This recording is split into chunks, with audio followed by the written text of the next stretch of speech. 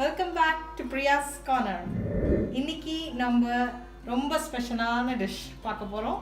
அதாவது திண்டுக்கல் பிரியாணி. திண்டுக்கல் மட்டன் பிரியாணி பார்க்க போறோம். ஏன் ஸ்பெசிஃபிக்கா திண்டுக்கல் மட்டன் பிரியாணின்னு சொல்றேன்னா திண்டுக்கல் மட்டன் பிரியாணிக்கே ஒரு மெத்தட், திண்டுக்கல் சிக்கன் பிரியாணிக்கு வேற மெத்தட். ஸோ அதனால கரெக்டாக நோட் டவுன் பண்ணிக்கோங்க. அதோட இன்க்ரீடியன்ஸு, அதோட மெஷர்மெண்ட் அதெல்லாம் காமிக்க. அதுக்கு முன்னாடி நம்ம இப்போ வந்து ஒரு 1/2 kg மட்டனில் செய்ய போகிறோம். மற்றபடி பார்த்தீங்கன்னா இது வந்து ஒரு படி அளவுக்கு செய்கிறதா இருந்தால் அதுக்கான பிரியாணி மசாலாவை அரைச்சி ஸ்டோர் பண்ணி வச்சுக்கலாம். அந்த ஸ்டோர் பண்ணி வச்ச அந்த பிரியாணி மசாலாவை நீங்கள் திருப்பி ரிப்பீட்டடாக யூஸ் பண்ணிக்கலாம். அரவுண்ட் 4 or 5 படிக்கு யூஸ் பண்ணலாம். ஸோ இப்போ படி மெஷர்மெண்ட் எப்படின்னு பார்த்தீங்கன்னா, ஒரு படி அப்படின்னா 1.6 kg ஆஃப் ரைஸ், அதில் வந்து 1.5 to 2 kgs ஆஃப் மட்டன் நீங்கள் சேர்த்து செய்கிறது தான் ஒரு படி பிரியாணின்னு சொல்கிறது. ஸோ இப்போ அந்த பிரியாணி மசாலாவையும் கரெக்டாக நோட் பண்ணி வச்சுக்கிட்டிங்கன்னா நான் சொன்ன மாதிரி you can use it multiple times. இப்போ நம்ம ஃபஸ்ட்டு இன்க்ரீடியன்ட்ஸ் என்னென்னு பார்ப்போம், அதுக்கப்புறம் எப்படி ப்ரொசீஜர் பண்ணுறதுன்றதையும் பார்ப்போம். வாங்க போகலாம். திண்டுக்கல் மட்டன் பிரியாணி செய்கிறதுக்கான பொருட்கள் இப்போ பார்க்கலாம். ஃபர்ஸ்ட் நான் என்னென்ன இன்க்ரீடியன்ட்ஸ்ன்னு சொல்லிடுறேன். நெக்ஸ்ட்டு ப்ரொபோர்ஷன், மெஷர்மெண்ட் அதெல்லாம் சொல்கிறேன்.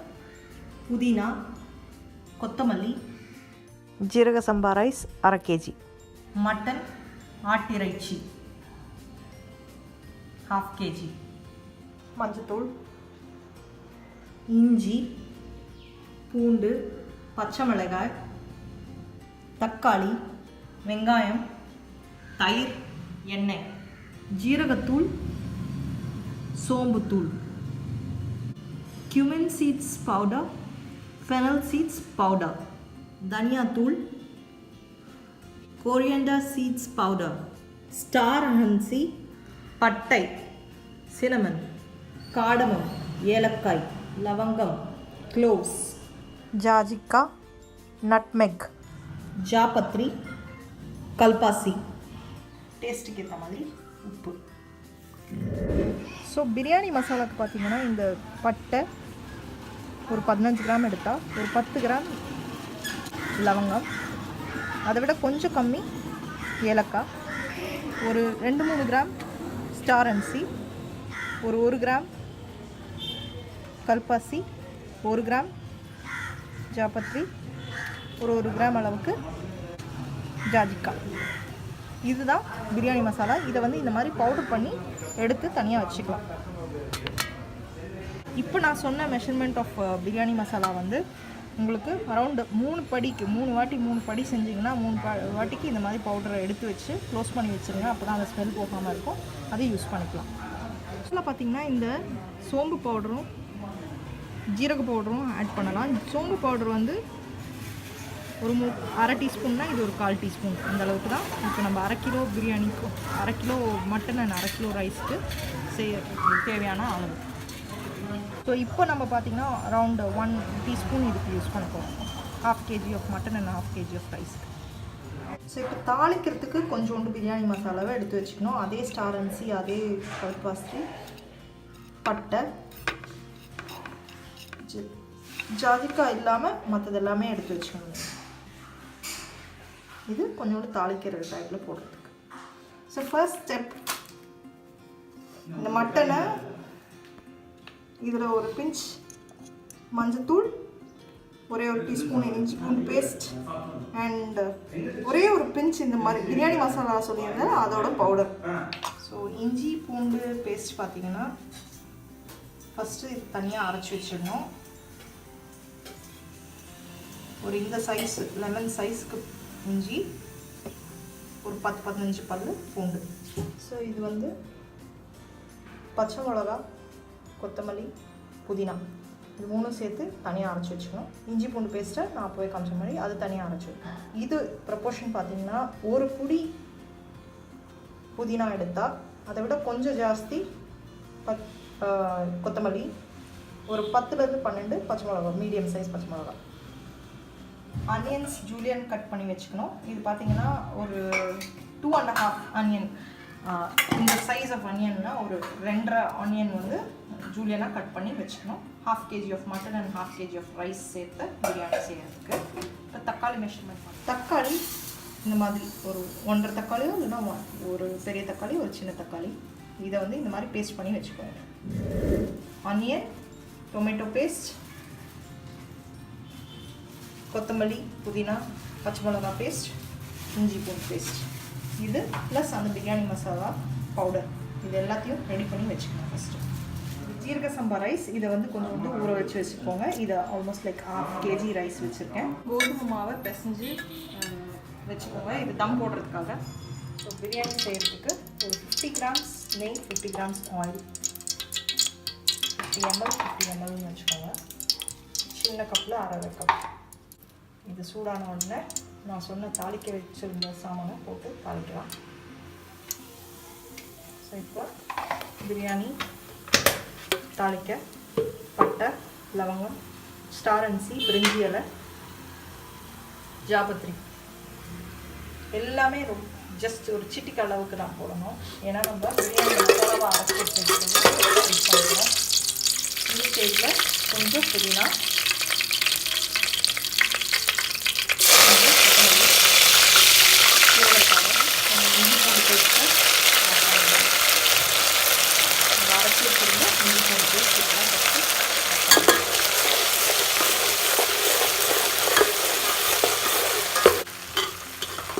இதை லைட்டாக மிக்ஸ் பண்ணி விட்டுட்டு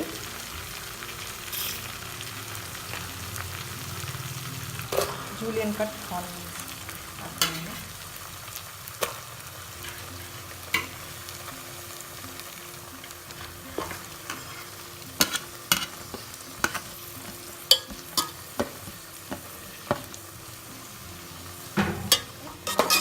நல்லா மிக்ஸ் பண்ணிடணும். garlic paste கொத்தமல்லி, புதினா, பிரியாணி, பட்டை, மசாலாவை மிக்ஸ் ஆகணும். வெங்காயம் மட்டும் கொஞ்சம் உப்பு ஆட் பண்ணிடணும். பாதி அளவுக்கு இதுலேயே ஆட் பண்ணிடணும். லைட்டாக ப்ரௌன் 3/4 ப்ரௌன் ஆக ஆரம்பிச்சிடணும். நம்ம பச்சை மசாலா, பச்சை மிளகா, கொத்தமல்லி, புதினா, பச்சை மிளகா, கொத்தமல்லி, புதினா கலந்த மசாலாவை ஆட் பண்ணிக்கணும். 3/4 ப்ரௌனான ஆனியன்ஸ் கூட ஆட் பண்ணணும்.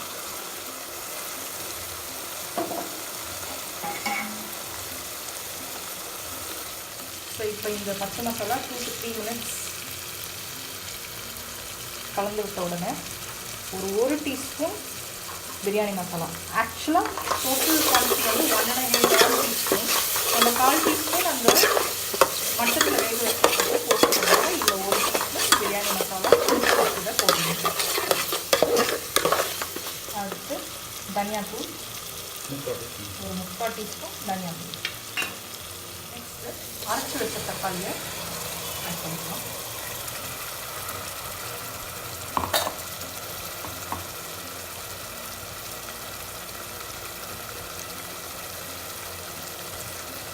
தனியாத்தூள், பிரியாணி மசாலாவும் ஆட் பண்ணணும். அரைச்சி வச்ச தக்காளியை ஆட் பண்ணிக்கலாம்.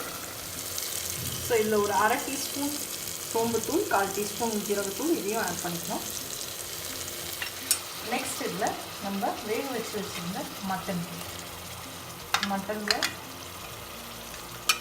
இருக்கிற தண்ணியை அப்படியே வேங்க வரும். அந்த பீசஸ் மட்டும் எடுத்து மசாலாவில் ஆட் பண்ணுங்கள். தண்ணியை மெஷர் பண்ணி அப்புறமா ஆட் பண்ணுங்க.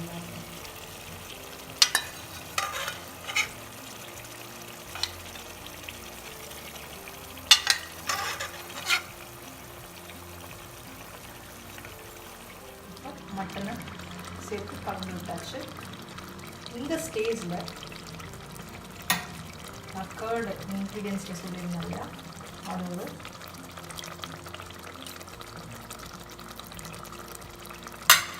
2.5 to 3 tablespoons கர்ட் ஆட் பண்ணிக்கோங்க. இந்த ரைஸை வடித்து எடுத்துக்கோங்க. So rice is to water measurement சொல்கிறேன். இது ஜீரக சம்பான்றதுனால ஒரு கப் ரைஸ்னால் ஒரு 1/3 கப் வாட்டர். ஸோ நம்ம வேக வச்சு வச்சுருந்த தண்ணியையும் மெஷர் பண்ணிக்கலாம். அதே கப்பில் மெஷர் பண்ணிக்கலாம். ஸோ இந்த கப் ஃபுல்லாக ரைஸ் இருந்துச்சு. ஃபஸ்ட்டு ஒரு 3/4 எடுத்துப்போம். அதை ஆட் பண்ணியாச்சு.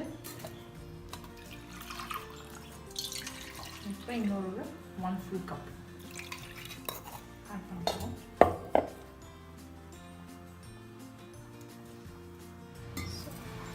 ஸோ இதில் ஆல்ரெடி ஒரு 1/4 கப் மட்டன் ஆட் பண்ணும்போது இப்போ இன்னொரு 3/4 கப் ஆல் டுகெதர் 1 கப் ரைஸுக்கு 1 3/4 வாட்டர். ஸோ இப்போ இந்த தண்ணி கொதிச்ச உடனே அரிசி ஆட் பண்ணலாம்.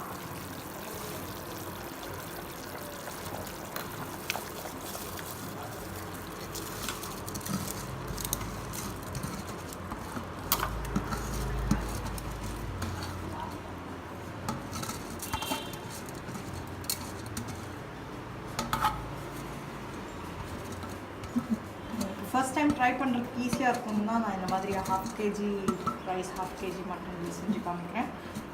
இதே மெஷர்மெண்ட்டை பார்த்து அப்படியே செய்யறதுக்கு இன்னும் நல்லா ஈஸியாக இருக்கும். ஒன்ஸ் நீங்கள் பண்ண ஆரம்பிச்சிட்டிங்கன்னா ஒரு படி அதெல்லாம் பண்ணுறதுக்கு ப்ரொபோர்ஷன்லாம் ஈஸியாக இருக்கும்.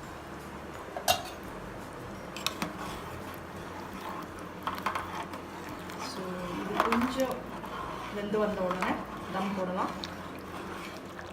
ஸோ இப்போ இந்த பிரியாணி கொதிச்சு வந்துட்டுருக்கு. இது வந்து அப்பப்போ இந்த மாதிரி கலரி விடணும் மறக்காமல். இப்போ தான் நான் ஆல்ரெடி யக்கினி பிரியாணி செய்யும்போது தான் இந்த மாதிரி கரண்டி, தோசை கரண்டி அதை யூஸ் பண்ணிங்கன்னா கீழே அடி பிடிக்கவே பிடிக்காது. கலரி விட்டுட்டா. ஸோ இப்போ இந்த கோதுமை மாவை இந்த மூடி மேலே இப்படி ஒட்டி வச்சுக்கோங்க. தோசை தவா ரெடியாக வச்சுக்கோங்க. பார்த்தீங்கன்னா இந்த மாதிரி அந்த தண்ணி சுண்டி வர வரைக்கும் லைட்டாக கலரி விட்டுக்கிட்டே இருக்கணும். இல்லைன்னா சிந்து வச்சு தான் சுண்ட வைக்கணும். அது சுண்டி வந்த பக்கம் இந்த தம் போடுறதுக்கு ரெடி பண்ணிக்கலாம். எல்லாம் சேர்த்து வச்சுட்டு நான் சொன்ன மாதிரி அந்த கோதுமை மாவோட சேர்த்து பேஸ்ட் பண்ணி தோசை தவாவை வச்சு ஃபஸ்ட்டு ஹையில் வைங்க. இந்த மாதிரி தோசை தவா சூடாகணும். அதை பேரோட சேர்த்து நல்லா ப்ரெஸ் பண்ணிடணும்.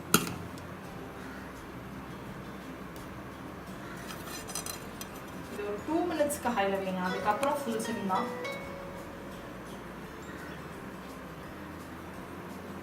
இது ஏர் கேப்பே இல்லாமல் கவர் பண்ணணும். பாருங்க எப்படி கவர் பண்ணுறோம். இது மேலே ஒரு வெயிட், இது சின்ன பாத்திரம்ன்றதுனால நான் வெயிட்டை வச்சுட்டேன். தம் ரெடி ஆகிடுச்சு. பாருங்கள் இமீடியட்டாக சிம் பண்ணணும். இந்த ஸ்டெப்ஸ் கரெக்டாக ஃபாலோ பண்ணிட்டா தம் பர்ஃபெக்டாக வந்துடும்.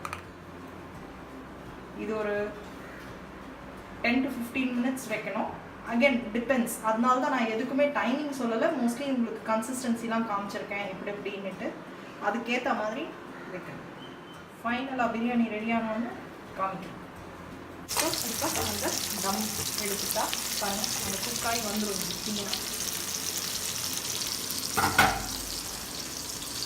திண்டுக்கல் பிரியாணி. இதில் பார்த்தீங்கன்னா ரொம்ப கொஞ்சம் உண்டு. அதனால காமிங்க கொஞ்சம் இவ்வளவே தான். லைட்டாக ஸ்க்வீஸ் பண்ணிட்டு ஒரே ஒரு டீஸ்பூன் கீ ஆட் பண்ணிட்டு கலக்க வேண்டியதான். ரொம்ப கேர்ஃபுல்லாக அந்த ரைஸ் உடையாமல் கலந்து திண்டுக்கல் பிரியாணி ரெடியாக இருக்குது. சர்வ்